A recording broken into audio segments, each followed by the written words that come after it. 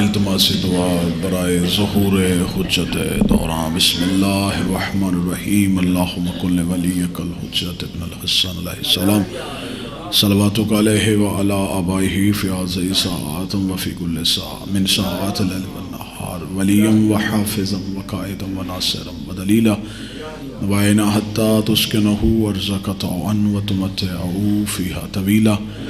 یا رب محمد وآل محمد صلی علی محمد وآل محمد وعجل فرج آل محمد۔ اللہم صل۔ بسم اللہ الرحمن الرحیم۔ الحمدللہ الذی جعلنا من المتمسکین بولایت امیر المؤمنین۔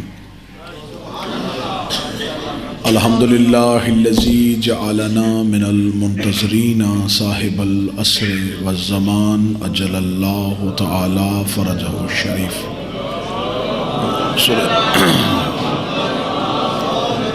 اللہم ایاک نعبد و ایاک نستعین۔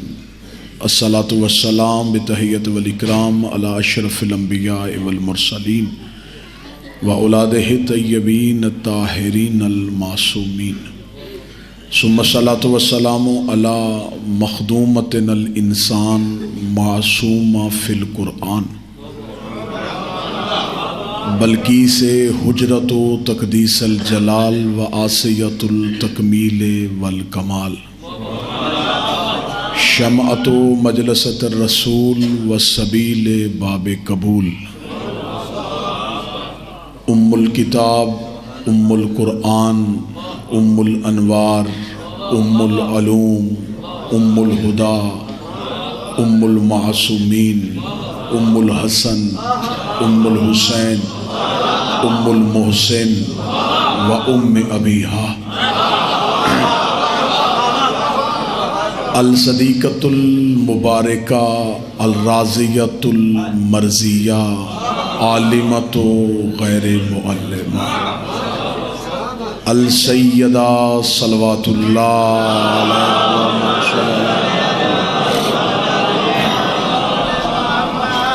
و اولادہ المعصومین حجج اللہ ولعن اللہ تعالی علی اعدائہم اجمعین۔ اما بعد فقد قال حق سبحانہ تعالی فی کتاب المجید و فرقان الحمید۔ بسم اللہ الرحمن الرحیم۔ ان اللہ و ملائکتہ یصلون علی النبی یا ایہا الذین آمنوا صلوا علیہ وسلموا تسلیما۔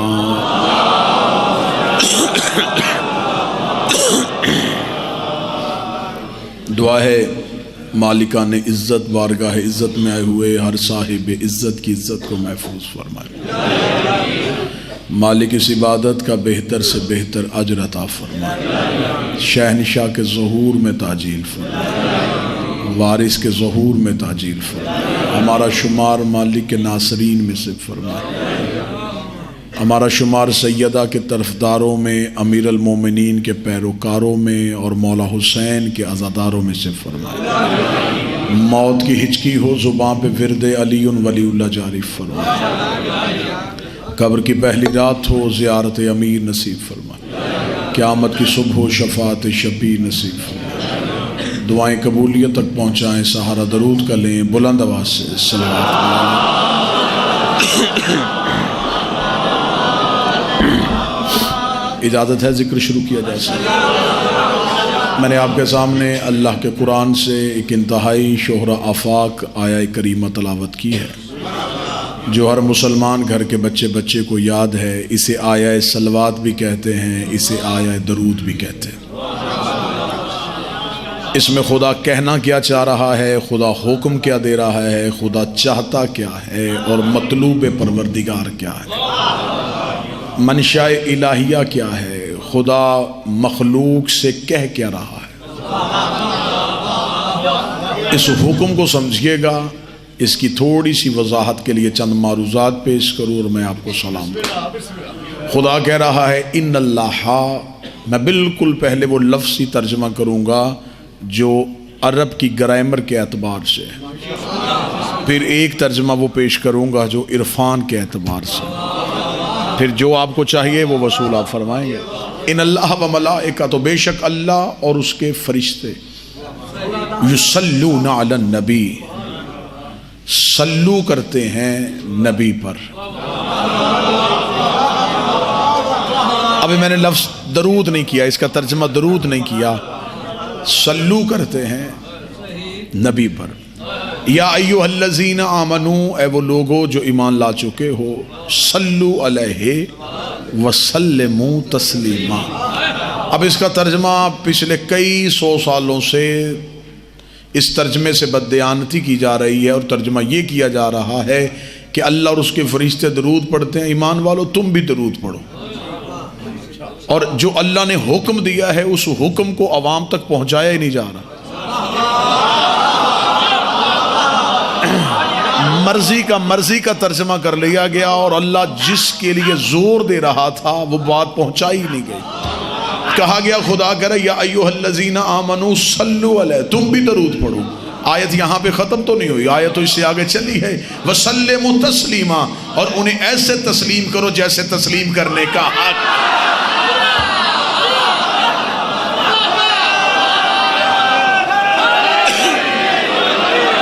انہیں ایسے تسلیم کرو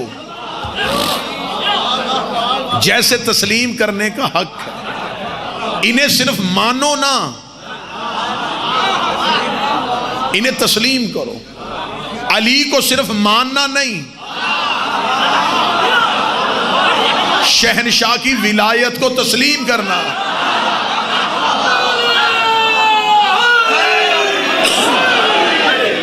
ماننے کے لیے تو آپ کسی سے پوچھیں، آپ یہاں بازار میں کھڑے ہو جائیں، کسی جاتے ہوئے مسلمان سے پوچھیں آپ مولا علی کو مانتے ہیں؟ وہ کہے گا مانتا ہوں. وہ مانتا ہے،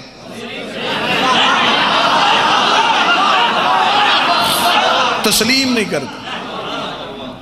اسے پوچھو مولا حسن اور مولا حسین کس کے بیٹے ہیں؟ وہ کہے گا نبی کے. مانتے ہو؟ مانتا ہوں. کیا ان کا ماننا کافی ہے؟ اسے تسلیم کرنا ہے. اب آپ دوسرے گھروں سے نکال کے اپنے گھر میں لے آتے. اب آپ بتاؤ آپ مولا علی کو کیا مانتے؟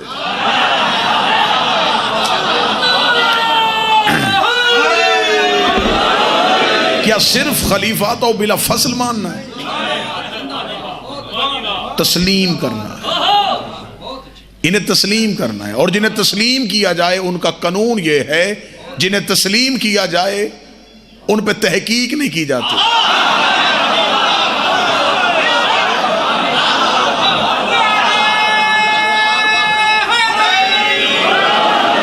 میرا خیال ہے کتنی اچھی وضاحت ہو جائے گی کہ بات ہر ذہن قبول کر لے گی.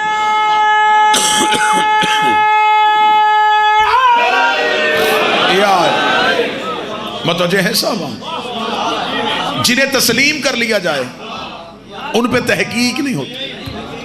تحقیق ہوتی ہے غیر معصوم کی بات پہ، تحقیق ہوتی ہے گناہگار کی بات میں، تحقیق ہوتی ہے ہم جیسے کی بات میں، تحقیق ہوتی ہے بشر کی بات میں.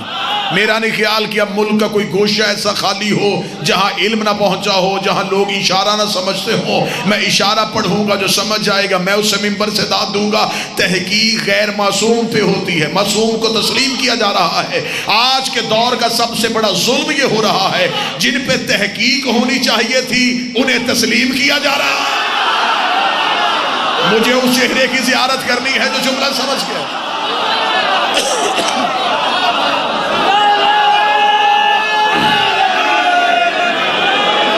جن پہ تحقیق کرنی تھی انہیں تسلیم کیا جا رہا ہے. تسلیم بھی آنکھیں بند کر کے کیا جا رہا ہے. اور جن کو تسلیم کرنے کا حکم تھا ان کے فضائل پہ تحقیق ہو رہی ہے. یہ فضیلت ان میں ہے یا نہیں ہے، یہ کام یہ کر سکتے ہیں یا نہیں کر سکتے. تمہیں کس نے کہا ہے کہ تم تحقیق کرو؟ اگر ان کے فضائل پہ تحقیق کرنی ہے تو پہلے قرآن کی آیتوں پہ تحقیق کر. میں نے آج تک کبھی کوئی مولوی ایسا نہیں دیکھا جو کہے کہیں اشتہار لگا ہو کہ تحقیق قرآن سیمینار. کسی مدرسے میں تحقیق قرآن کا پروگرام ہو رہا ہو کہ آئے قرآن کی آیتوں پہ تحقیق کریں. اگر کوئی بندہ چپ بیٹھا اور وہ سوال کر رہا ہے کہ جی قرآن کی کس آیت پہ تحقیق ہو سکتی ہے، تو میں قرآن میں ان گنت واقعات ایسے دکھا سکتا ہوں جنہیں عقل انسانی مان رہی لیکن پھر بھی تسلیم کیا جا رہا ہے، اس لیے کہ وہ قرآن کے اندر ہے. آدم بغیر ماں باپ کے دنیا میں کیسے آیا، اسے تسلیم کیا جا رہا ہے. نوح کے تندور سے پانی کیسے نکل گیا، اسے تسلیم کیا جا رہا ہے. موسیٰ کے عصا نے رستہ کیسے بنا لیا، اسے تسلیم کیا جا رہا ہے. یونس 40 دن مچھلی کے پیٹ میں زندہ کیسے رہا، اسے تسلیم کیا جا رہا ہے. یعقوب کو یوسف کے کرتے سے آنکھیں کیسے مل گئی، اسے تسلیم کیا جا رہا ہے. عیسیٰ ٹھوکر سے مردے کو زندہ کیسے کرتا تھا، اسے تسلیم کیا جا رہا ہے. اگر انہیں تسلیم کیا جا رہا ہے تو پھر موت کیوں آتی ہے؟ علی کے فضائل پہ 40 جگہوں پہ کیسے چلے گئے، سورج کیسے پلٹا دیا، حسین نے راہب کو بیٹے کیسے دے دیے. اگر قرآن میں تحقیق نہیں تو پھر علی پہ بھی تحقیق ہے.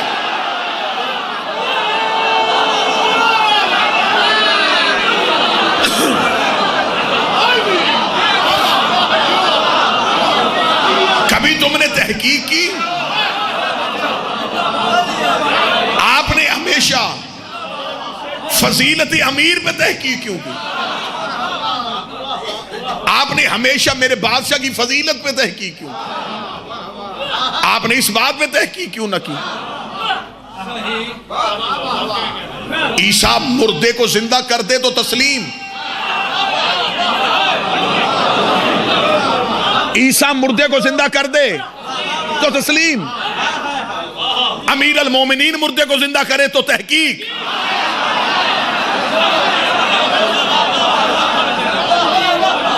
موسیٰ عرش سے کھانا منگوا لے تو تسلیم، فضا جنت میں روٹیاں بھیج دے تو تحقیق.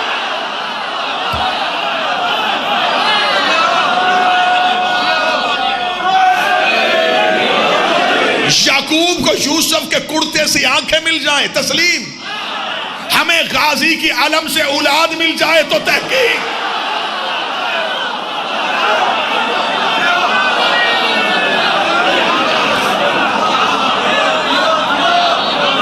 اصحاب کہف 100 سال زندہ رہیں تسلیم. اصحاب کہف اپنی مرضی سے 100 سال زندہ رہے تسلیم. علی کا نوکر سلمان ملک الموت کو جھڑک کے باہر بھیج دیتے ہیں.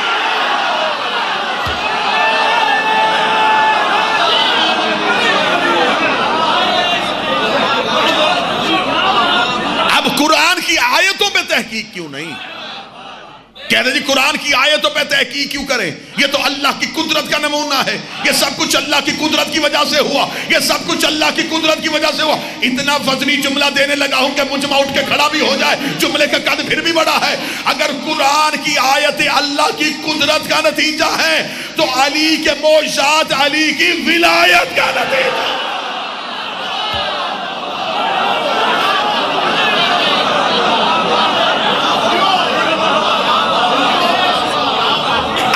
قادر مطلق ہے، امیر المومنین ولی مطلق، وہ مطلق ہونے کی وجہ سے جو چاہے کر سکتا ہے.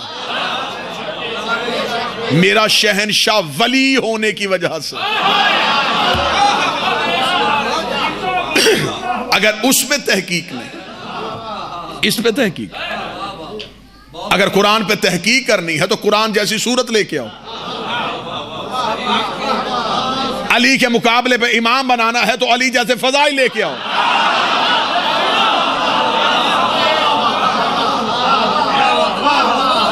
قرآن کے لفظوں کی مثال کوئی نہیں، امیر المومنین کے جملوں کی مثال کوئی نہیں.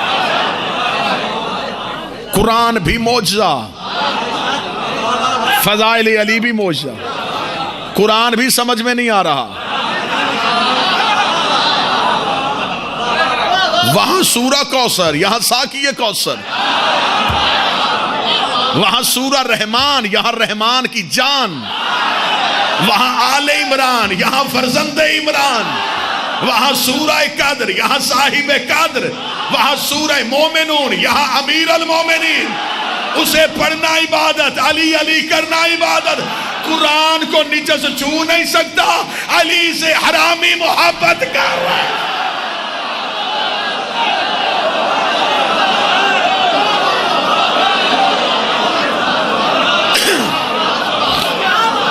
قرآن چھونے کے لیے جسم پاک ہونا چاہیے، علی کی فضیلت سننے کے لیے نسل پاک ہونی چاہیے۔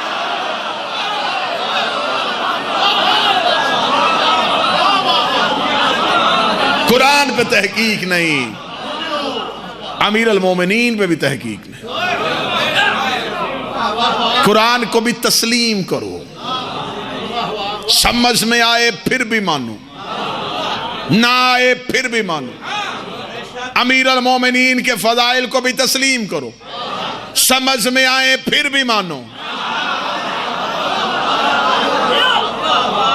نہ سمجھ میں آئے پھر بھی مانو۔ قرآن پڑھنا مستحب نہیں، جو موضوع کے ساتھ ہے میرا خیال اسے رہنا چاہیے۔ اگر قرآن کی آیتیں نماز میں پڑھنا واجب ہے، پھر علی بھی نماز میں مستحب نہیں۔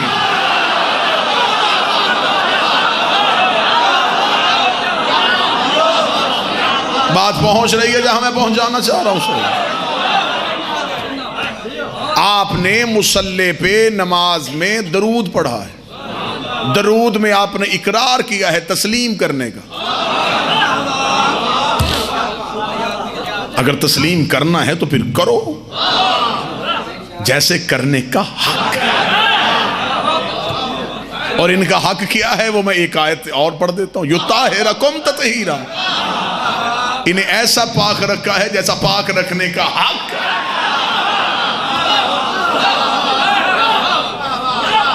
انہیں پاک بھی اللہ ہی رکھ سکتا ہے، ہماری سمجھ میں ان کی پاکیزگی آ ہی نہیں سکتی۔ کب سے پاک ہیں، کس سے پاک ہیں، کس چیز سے پاک ہیں، ہمارے پاس تو وہ لفظ ہی نہیں ہے۔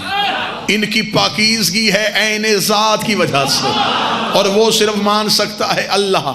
اب انہیں تسلیم کیا کرنا ہے وہ بھی ہماری سمجھ میں نہیں آتا، وہ بھی اللہ کو پتا ہے کہ ان کی اصل فضیلت کیا ہے۔ اس لیے اس نے ہمیں کہا سلو کرو، درود پڑھو۔ ہم نے آگے سے درود کیا پڑھا؟ ہم نے کہا اللہم صلی علی، میرے اللہ تو پڑھ۔ میرا خیال ہے میں سمجھا ہی نہیں رہا، وہ کہہ رہا ہے تم پڑھو، ہم کہہ رہے ہیں تو پڑھ۔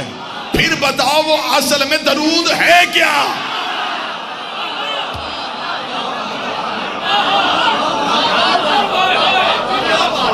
صاحب آپ درود کیا پڑھتے ہیں؟ اللہم صلی علی محمد وآل محمد۔ ترجمہ کیا ہے اس کا؟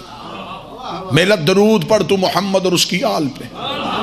اس نے ہم سے کہا تھا تم پڑھو۔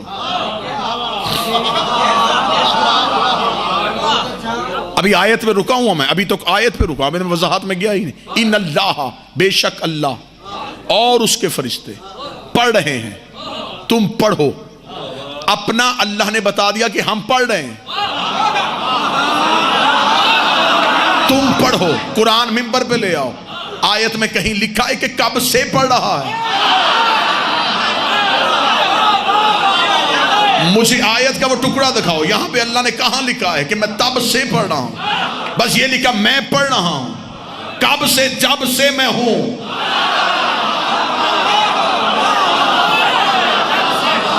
جب سے میں ہوں، تب سے پڑھ رہا ہوں۔ اب بتا، جب سے پڑھ رہا ہے، پھر یہ آل محمد کب سے ہے؟ تم نے 13 رجب کو اترتے دیکھے ہیں، آئے 13 کو نہیں تھے۔ خالصتاً عرفان پڑھ رہا ہوں، آج کے دور کی اہم ضرورت کے خالصتاً سچا عقیدہ پڑھا جائے۔ خدا کہہ رہا میں پڑھ رہا ہوں، کب سے؟ جب سے میں ہوں۔ اس کا مطلب آل محمد تب سے ہیں، جب سے وہ ہے۔ ایک بندے نے میرے شہنشاہ سے سوال کیا، چھٹے تاجدار ولایت سے سوال کیا. اس نے کہا مولا اللہم صلی علی محمد آپ کب سے ہیں؟ فرمایا جب سے وہ ہے.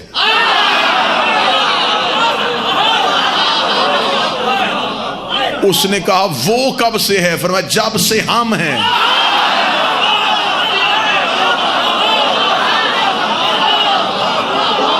مولا وہ تب سے ہے جب سے آپ تب سے ہیں جب سے وہ اللہ، آپ اللہ نہیں، تو پھر آپ میں اس میں فرق کہاں سے آئے؟ کیسا بہترین جملہ دیا میرے شہنشاہ. فرمایا جب سے وہ ہے تب سے ہم اس کے علم میں ہیں.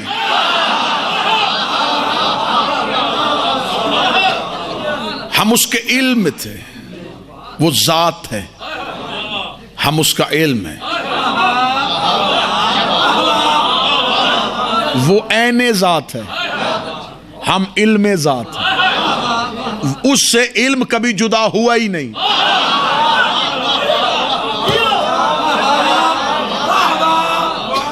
جب سے وہ ہے تب سے ہم ہیں. ہم اس کے علم میں تھے. اس کے علم میں رہنے کی وجہ سے وہ اللہ ہو گیا.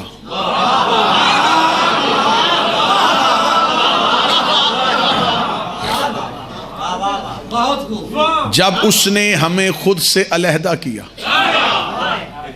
اس نے اپنے پاس ارادہ رکھا، وجود نہیں. ہمیں وجود دیا، ارادہ نہیں. کیا کہنے حسین مالک کی عزت کی قسم، کیا کہنے. یہ آپ کی سماعتوں کی وجہ سے میں گہرائی میں اترتا جا رہا ہوں، ورنہ واللہ یہ سمندر اترنے والا تھا ہی نہیں. میں بالکل کنارے سے گزرنے لگا تھا. آپ نے مجبور کیا، آپ کی سماعتوں کہ میں گہرائی میں اترا. آپ کوشش کریں ہیں کہ جہاں تک ہاتھ پہنچے، جو تبرک نصیب میں آئے وہ ہم آپس میں ایک دوسرے سے بانٹ لیتے ہیں. فرمایا ہم اس کے علم میں تھے. جب اس نے ہمیں جدا کیا، اس کے پاس ارادہ رہ گیا، اس نے ہمیں وجود دے دیا. اب اس کے پاس ارادہ ہے، وجود نہیں. وہ جسم میں نہیں، صرف ارادہ، بس ارادہ، فقط ارادہ. اس نے ہمیں علیحدہ کیا. اب ہمارے پاس وجود ہے، ذاتی ارادہ کوئی نہیں. پھر اس نے اپنا ارادہ ہمارے وجود میں رکھا.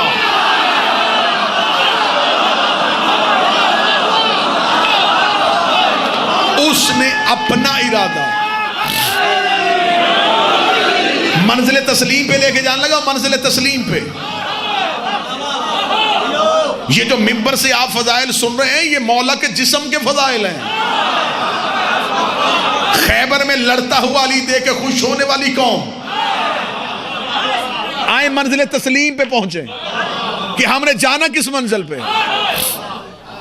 فرمایا ہم بسم اللہ سرکار موجود ہے تو سجدہ ہے، اور وہ وجود ہے کہ جلا وجود ہے. ہم اس کے اس نے ہمیں وجود دے دیا.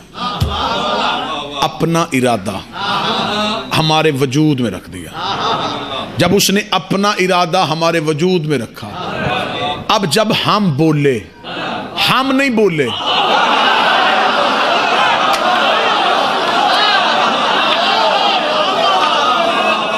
وہ بولا. ہم راضی ہوئے، ہم نہیں ہوئے، وہ ہوا. ہم ناراض ہوئے، ہم نہیں ہوئے، وہ ہوا. اس کا مطلب رضی اللہ اسے راضی کرنے سے نہیں ہوتا.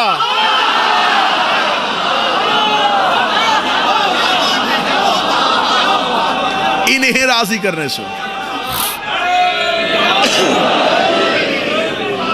وہ ہم میں کہیں آ گیا، ہم وجود میں آ گئے. جب ہم وجود میں آئے، پھر ہم نے زمانے میں آ کے کہو وہ ہے.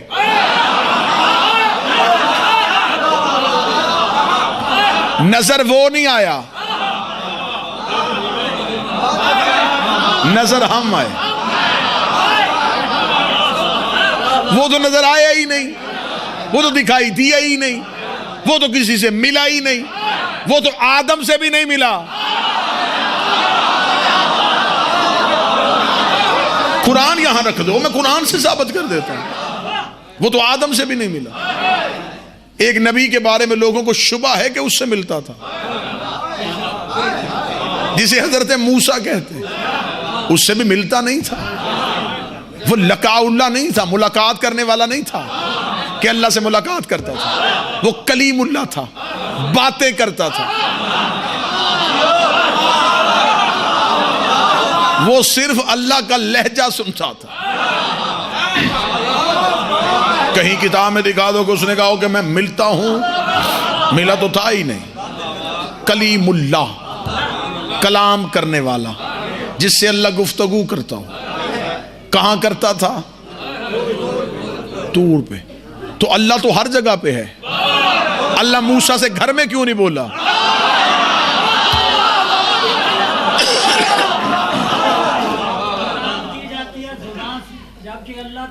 جی بسم اللہ، آپ تشریف رکھیں گے۔ اب جہاں میں جانے لگا ہوں اب آپ نے میرے ساتھ چلنا ہے، اب اس گلی میں جا کے مجھے تنہا نہیں چھوڑنا۔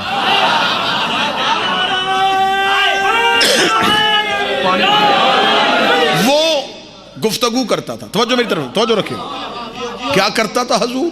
گفتگو، اللہ سے باتیں کرتا تھا۔ کہاں کرتا تھا؟ کوہ طور پہ جا کے۔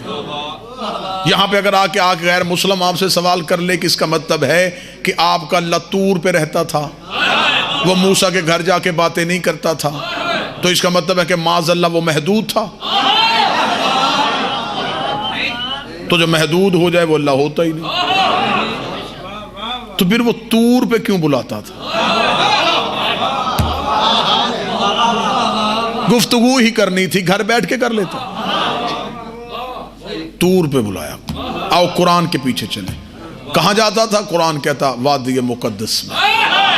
کیا ہوتا تھا؟ فرمایا وہاں حکم آتا تھا نلین اتار، شانوں کو جھکا، احترام کے ساتھ آ کے کھڑا ہو جاتا۔ پھر علماء تفاسیر لکھتے ہیں کہ ایک شجر سے آواز آتی تھی، موسیٰ اپنا سوال کرتا، شجر سے جواب آتا۔ اس کا مطلب ہے کہ مولویوں نے نتیجہ نکالا کہ اللہ شجر سے بولا۔ ٹھیک، اب میرا ماتمی کا یہاں پہ ایک سوال ہے، طالب علم کا یہاں سوال ہے کہ اگر اللہ شجر میں یعنی درخت میں بولتا تھا تو اس کا مطلب ہم سمجھیں کہ اللہ اس شجر میں حلول ہو گیا، اس میں سما گیا، اور جو کسی مخصوص چیز میں سما جائے، کہاں سا وہ اللہ ہی نہیں۔ تو اگر بابا ظہور اللہ نے شجر ہی میں سمانا تھا تو اللہ موسیٰ میں کیوں نہیں سمایا؟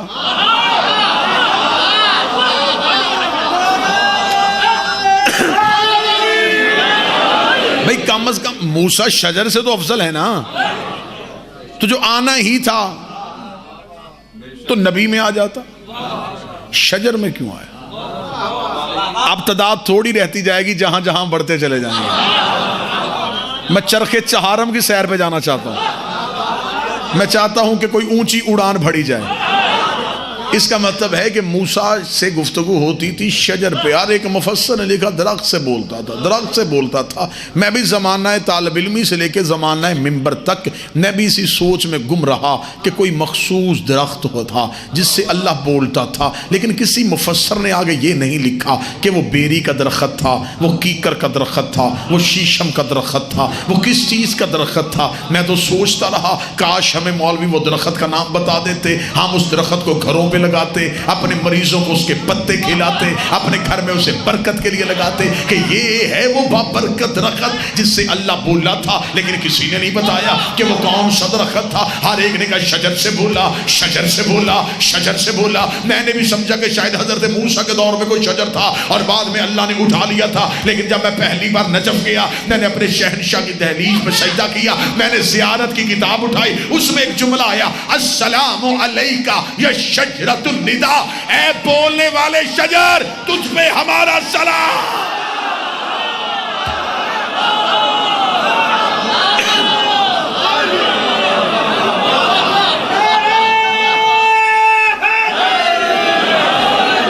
اے بولنے والے شجر، بسم اللہ۔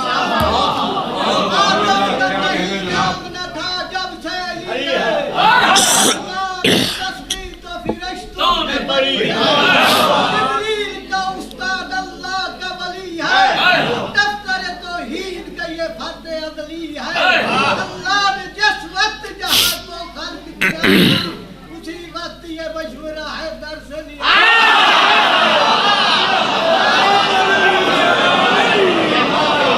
مشورہ نہیں لیا تھا، ان کے پسینے سے خلق کیا تھا۔ خلق العرش من العرق راسہ، ان کے سر کا پسینہ لیا عرش بنا دیا۔ خلق الانبیاء من العرق الجبین، ان کی پیشانی کا پسینہ لیا فرشتے بنا دیا۔ خلق الملائکہ من العرق صدرہ، ان کے سینے کا پسینہ لیا فرشتے بنا دیا۔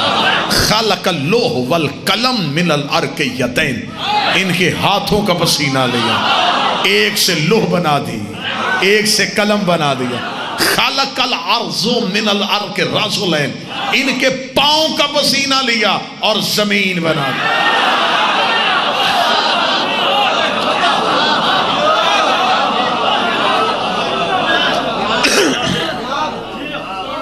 خدا نے اپنا ارادہ ان کے وجود میں رکھ دیا، کیونکہ وہ بھی لامحدود تھا، یہ بھی لامحدود تھا۔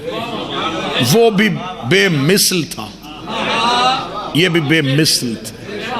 وہ بھی باکمال تھا، یہ بھی باکمال تھا۔ جب وہ ان میں آ گیا، اب اس نے کہا مجھے علیحدہ اپنا منوانے کی ضرورت ہی نہیں۔ انہوں نے اسے پہچنوایا ہی ایسا، آپ کو سمجھ میں نہیں آئے گی میں کیسے گھوم کے واپس درود پہ آنے لگا۔ اگر کوئی بندہ کہے کہ وہ اللہ جو ہے وہ ان میں رہ کے نظر کیوں نہیں آیا، میں ابھی اس بندے کے سامنے اس سے پوچھتا ہوں، میں اس سے پوچھوں گا کہ تو بتا تو کہاں ہے؟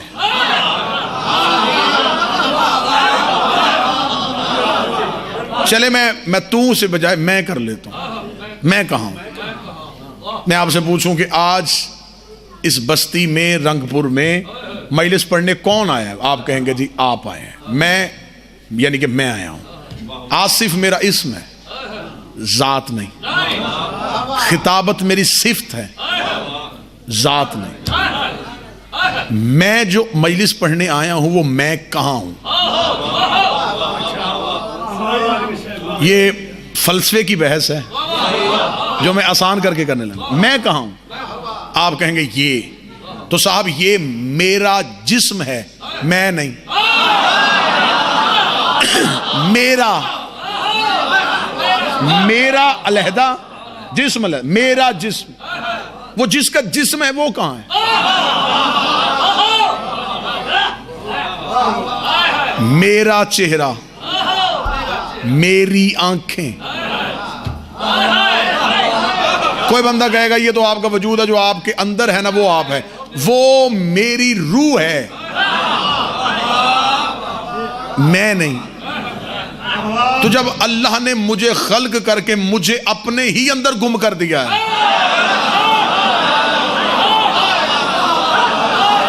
انسان مر بھی جائے تو بندے کہتے ہیں زید کی میت، زید کہاں ہے؟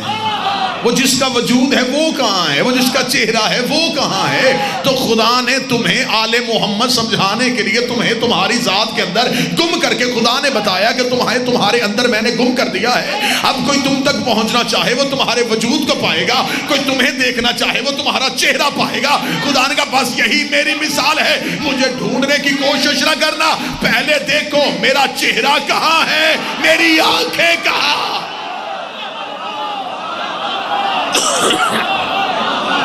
اللہ تلاش کرنے سے پہلے وجہ اللہ کو تلاش کرو،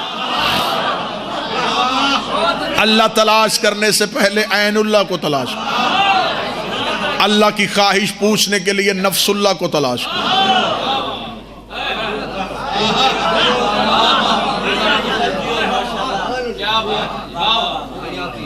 وہ ابھی تک قائم کیسے ہے تو کسی قائم کو تلاش کرو۔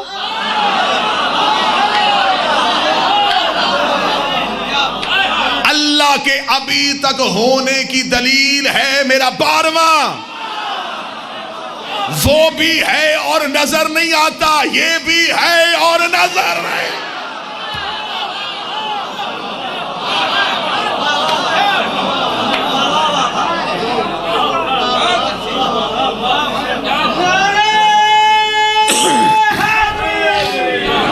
اس کی بادشاہت کا اقرار کرنے کے لیے اس کی بادشاہت کو تسلیم کرنا ضروری ہے۔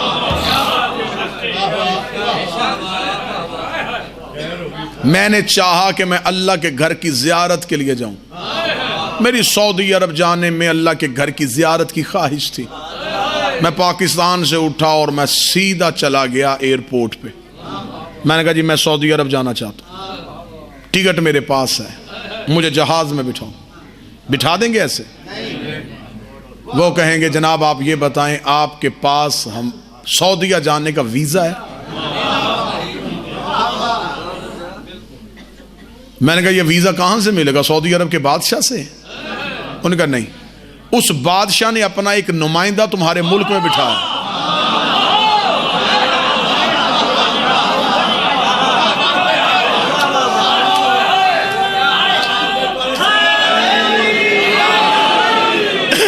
اس سفیر کے پاس جاؤ، اس سے جا کے کہو اجازت دے۔ میں کہوں جی میں اس سے کیوں مانگوں، میں بادشاہ سے مانگوں گا؟ وہ کہیں گے جب تک یہ نہ اجازت دے۔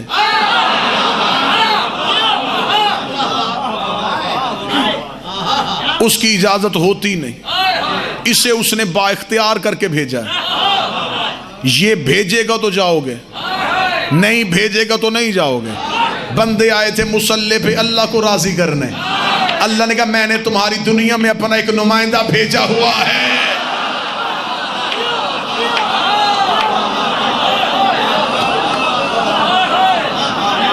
پہلے میرے اس نمائندے کے پاس جاؤ، میں نے اسے با اختیار کر کے بھیجا، وہ لکھ کے دے گا تو پھر تم مجھ تک پہنچو گے۔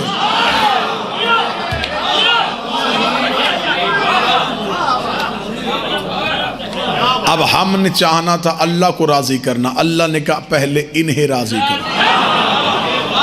ہم ان کے پاس آئے، اس نے کہا اس سے راضی کرو۔ ہم اسی کشمکش میں تھے کہ ہم نے کہا میرے مالک تیری عبادت کرنا چاہتے ہیں۔ اس نے کہا میری عبادت کرنا چاہتے ہو تو انہیں راضی کیا ہے؟ میرے مالک گئے تھے، انہوں نے کہا ہے کہ تجھے جھکو، خدا نے کہا بس پھر ٹھیک ہے، اگر تم انہیں کے پاس گئے اور انہوں نے میرے پاس بھیجا ہے تو پھر میری نماز پہ ان پہ درود پڑھے بغیر اٹھ کے نہ آنا۔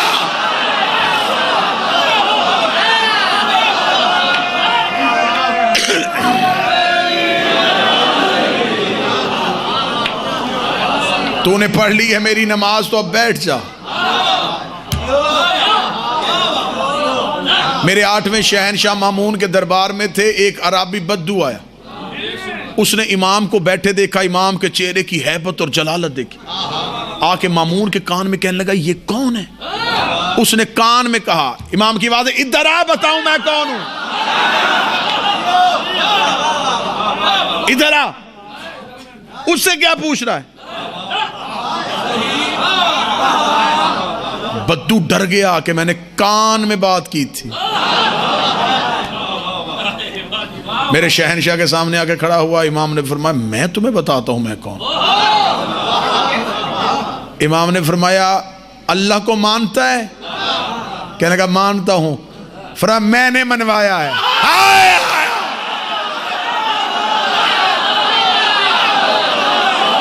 منظر تسلیم، تسلیم کسے کہتے ہیں؟ میں نے منوایا۔ اس اللہ کو راضی کرنے کے لیے کیا کرتا ہے؟ کہنے لگا نماز پڑھتا ہوں، فرمایا میں نے سکھائی ہے۔ امام آگے بڑھے، امام نے کہا نماز میں کیا پڑھتا ہے؟ کہنے لگا سورہ حمد۔ فرمایا سرنامہ میں ہوں۔ اور کیا پڑھتا ہے؟ سورہ قدر۔ فرمایا دل میں ہوں۔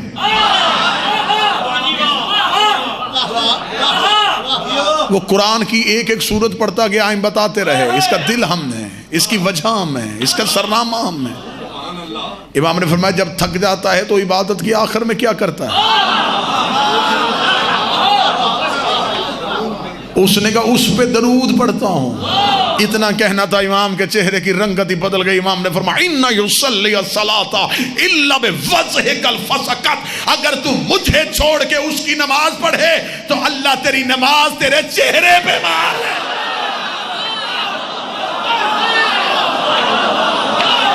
یہ میں ہوں، میرے بغیر تو اس کی نماز پڑھے گا وہ تیرے چہرے پہ مارے گا۔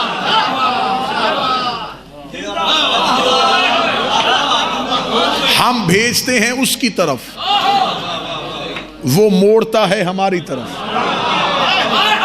اس آنے جانے کو درود کہتے ہیں۔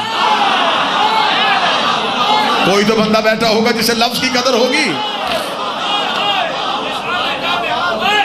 اس آنے جانے کو درود کہتے ہیں۔ جب مصلی پہ آئے تو ہم نے مصلی پہ آ کے آخر میں کیا کہا، میں بحث نہیں کروں گا، میں اشارہ اتنا قیمتی دے دوں گا۔ تشہد مکمل کیا، پھر اللہ اکبر جو اقرار کیا تھا وہ کتنی دفعہ کیا؟ 3 دفعہ۔ جب نماز شروع کی تھی تب کتنی دفعہ کیا تھا؟ 1 دفعہ۔ تکبیرۃ الاحرام میں 1 بار۔ کسی مولوی سے جا کے پوچھ لینا کہ تشہد کے بعد 3 دفعہ کیوں ہے؟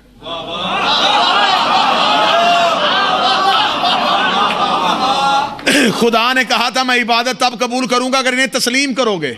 بات کہاں گھوم کے آ گئی، آپ کی سوچوں کو بھی نہیں پتا ہوگا۔ خدا نے کہا بھاگے ہو میرے مصلی پہ، مجھے مانا تم نے ان کی وجہ سے، میں نظر نہیں آیا، انہوں نے بتایا تھا کہ میں ہوں، انہوں نے تمہیں میرے پاس بھیج دیا، بھاگے ہو مصلی پہ، اب تم نے کرنا اسے تسلیم۔ بتاؤ کسے تسلیم کرتے ہو؟ ہم نے کہا تجھے بھی مانا، تیرے رسول کو بھی مانا، تیرے علی کو بھی مانا۔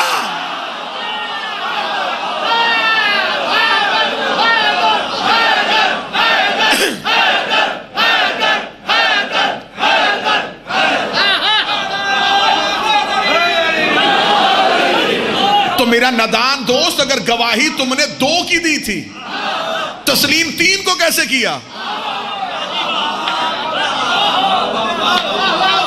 اگر تیری گواہی اشہد ان محمد رسول اللہ کے بعد چپ ہو گئی تھی، پھر ہاتھ بھی 2 دفعہ اٹھاتا، صرف تجھے ماننا، تیرے رسول کو ماننا، دیکھا جائے گا علی کے لیے۔ تسلیم 3 کو کیا، گواہی 2 کی کیسے دے دی؟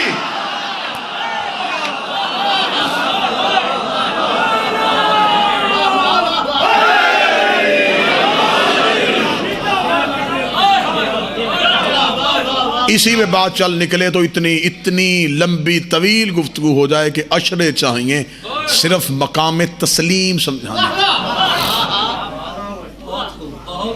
ابھی شیعت میں سے اکثریت اقرار کی پوزیشن میں ہے، تسلیم کی پوزیشن میں۔ اقرار والے مانتے ہیں مولا علی کو مانتے ہیں، مولا تسلیم کرنا ہے، تسلیم کرنے کے لیے قربانیاں دینی پڑتی۔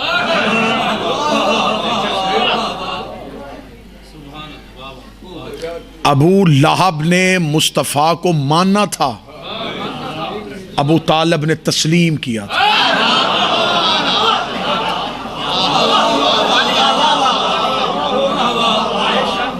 مدینے کے لوگوں نے امیر المومنین کو ماننا تھا، سلمان نے تسلیم کیا۔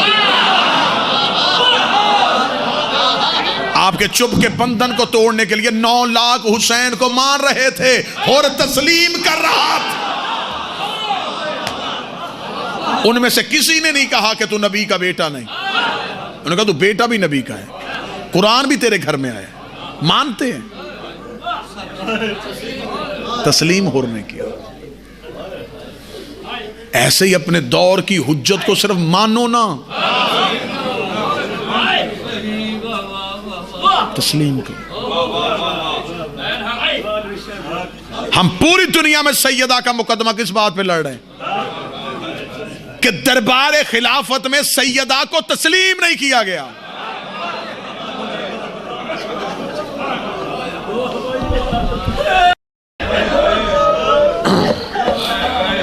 آنکھیں برس پڑی، میرا وارث بانی مجلس کو اس عبادت کا اصل اجر عطا فرما۔ مجلس میں آنا داد و تحسین نہیں، حصول معرفت معصومین ہے۔ تحصیل معرفت کا نام مجلس شبیر ہے۔ جیسے آئے تھے ویسے ہی چلے گئے تو سمجھو مجلس میں کچھ نہیں ملا۔ عرفان کے دریچے کھل گئے، کوئی معرفت کا باب کھلا، سجدہ کرنے کا لطف دوبالا ہوا تو سمجھو کہ مجلس کا فائدہ نصیب ہے۔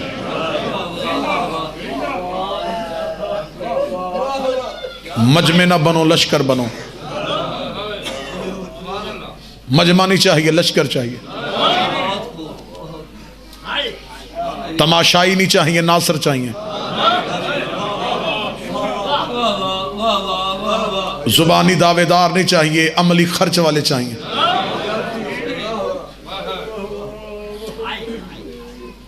یہی تو ہماری لڑائی ہے کہ ہماری کسی بھی حجت کو تسلیم نہیں کیا گیا۔ تسلیم نہ کرنے کی سب سے بڑی نشانی ہوتی ہے اس حجت سے بے خبر رہنا۔ خبر ہی نہیں تھی کوفے والوں کو کہ ارا کے جنگل میں کون آ گیا ہے۔ جنہوں نے تسلیم کیا تھا وہ 72 ریت کے ٹیلوں پہ پہنچ گئے۔ یہ دور ہے میرے آخری شہنشاہ کا، تمہیں خبر ہے کہ وہ موجود ہیں، لیکن یقین مانو تسلیم والے پہنچ چکے۔ تم بے خبر ہو سکتے ہو، کائنات کے وارث کا نظام چل رہا ہے، مربوط ہے الہی نظام کے ساتھ، میرے مالک کا نظام۔ نظام کائنات کا چلنا اس بات کی دلیل ہے کہ شہنشاہ کا دور موجود ہے۔ بے خبر ہم ہیں۔ کسی پیاسے کو کسی دشت میں اگر پانی نہ ملے تو اس بات کی دلیل نہیں کہ یہاں کنواں ہے ہی نہیں۔ سورج کو دیکھ کے آنکھیں بند کر لینا اس بات کی دلیل نہیں کہ کرنیں موجود نہیں۔ ہماری زمانے سے لڑائی اس لیے ہے کہ چلی جو گئی تھی دربار میں رسول کی بیٹی۔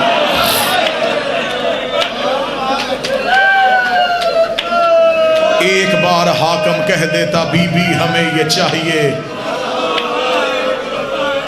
کریمہ ماں کی کریمہ بیٹی تھی، سخی باپ کی سخی بیٹی تھی، دربار میں کھڑی جگیر دے کے آ جاتی، بجائے سیدہ سے مانگنے کے یہ پوچھا جا رہا ہے تیرے پاس کوئی گواہ ہے؟ گواہ اس سے مانگے گئے جو مباہلے میں توحید کی گواہ بن کے گئی تھی، گواہ اس سے مانگے گئے جو مباہلے میں رسالت کی گواہ بن کے گئی تھی۔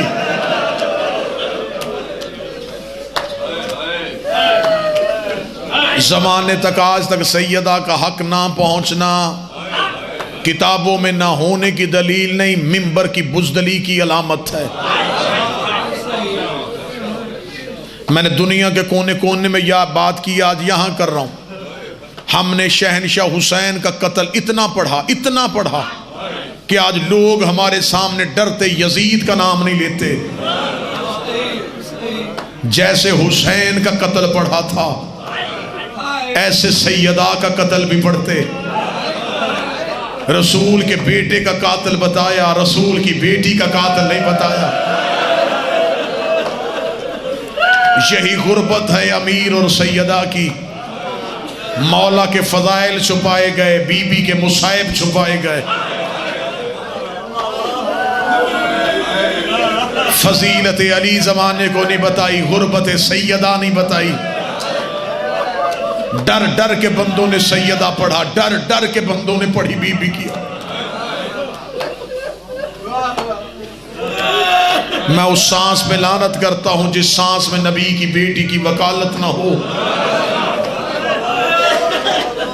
مر تو جانا ہے، سانسوں کا اعتبار کوئی نہیں، کتنی اچھی وہ موت ہو جو زہرا کی وکالت میں گزر جائے۔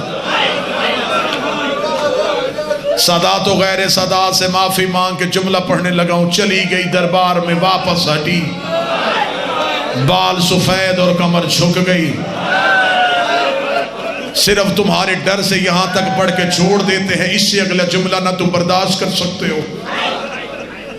نہ ممبر سے پڑھا گیا، صرف کمر نہیں جھکی. واپس آئی تو میری مالکن کا ایک ہاتھ رخسار پہ تھا.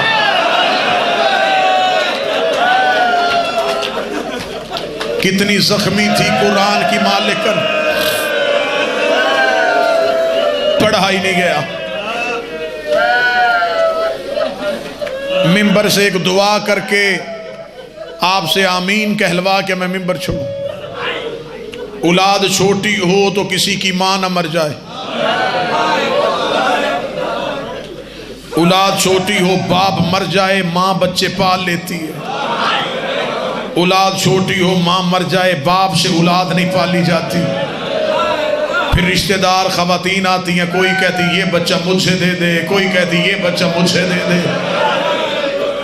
باپ سے چھوٹی اولاد پالی نہیں جاتی. تو ہائے کہہ یا تو رو سکے. سیدہ کے جانے کے بعد امیر المومنین قبر رسول پہ آئے، رو کے کہتے اٹھ نبیوں کا نبی علی تجھے اپنی غربت سنائے. مجھے بتا میں کہاں جاؤں، میں مسجد میں جاؤں میرے بیٹے روتے ہیں، میں گھر جاؤں میری شہزادیاں روتی ہیں. مجھے بتا میں بیٹوں کو چپ کرواؤں یا بیٹیوں کو چپ کرواؤں. مجھے بتا میں اپنے شہزادوں کو چپ کرواؤں یا شہزادیوں کو چپ کرواؤں. سادات و غیر سادات آخری جملہ پڑھ کے میں ممبر چھوڑنے لگا. کوئی گھر ایسا نہیں جس گھر نے موت نہ دیکھی ہو. کوئی صحن ایسا نہیں جہاں سے ملک الموت کا گزر نہ ہوا. آپ نے اپنی آنکھوں سے دیکھا ہوگا، اللہ نہ کرے اولاد چھوٹی ہو ماں مر جائے. رشتہ دار خواتین آتی ہیں، وہ بچوں کو سنبھال لیتی ہیں. کوئی بچوں کو پہلانے کے لیے گھر سے نکل جاتا ہے، کوئی کسی ہمسائے کے گھر لے کے بیٹھ جاتا ہے. بچوں کو خبر ہی نہیں ہوتی کہ ہماری کائنات اجڑ گئی ہے. اس گھر میں قیامت تب آتی ہے جب ماں کے دفنانے کے بعد پہلی رات آتی ہے. پھر وہی بچے جو سارا دن بہل جاتے ہیں وہ رو رو کے پوچھتے ہیں ہماری اماں کہاں ہے. کوئی بتاؤ ہماری ماں کہاں ہے، ہمیں نیند آ رہی ہے. کوئی بچہ کہتا ہے میں کھاؤں گا تو ماں کے ہاتھ سے کھاؤں گا. تو رو سکے یا ماتم کر سکے. تدفین سیدہ کے بعد علی نماز شب کے لیے مصلی بچھایا. شہزادی فضہ کی آواز آئی یا علی مصلی چھوڑیے، چراغ روشن کیجئے. علی نے چراغ روشن کیا. آواز آئی وہ مٹیوں پہ تیری بیٹیاں سو گئی، دو دروازے پہ تیرا حسن کھڑا ہے. میں پورا گھر تلاش کر آئی ہوں، مجھے کربلا کا نواب کہیں نہیں مل رہا. حسین کا آنا تھا. علی نے تلوار نکالی. علی مدینے کی گلیوں میں دوڑے. ادھر میرے شہنشاہ بی بی کی قبر پہ گئے.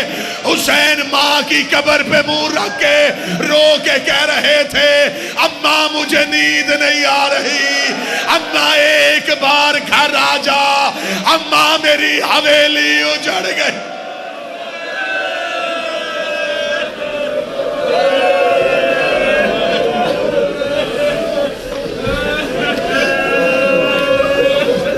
اعلان مجلس اعزاز سماعت فرماؤ. 16 مارچ